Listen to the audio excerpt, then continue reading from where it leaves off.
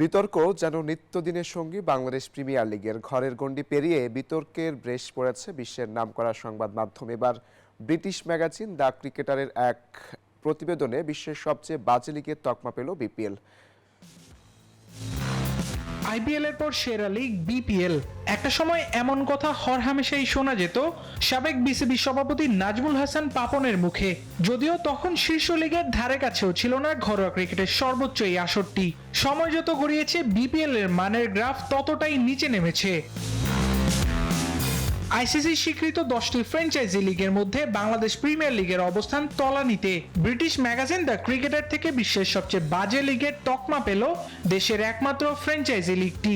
বিনোদন মূল্য, খেলার মান, গ্রহণযোগ্যতা ও সামগ্রিক অবস্থানের উপর নির্ভর করে র্যাঙ্কিং করেছে দ্য ক্রিকেটার।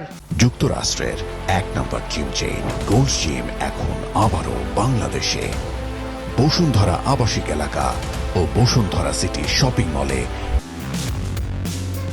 10টি লিগের মধ্যে 3 ক্যাটাগরিতেই বিপিএল এর অবস্থান 10ম নম্বরে। গ্রহণযোগ্যতার ক্ষেত্রে আইএল টি20 রয়েছে তালিকার একদম নিচে, তার এক ধাপ উপরে অবস্থান করছে বিপিএল।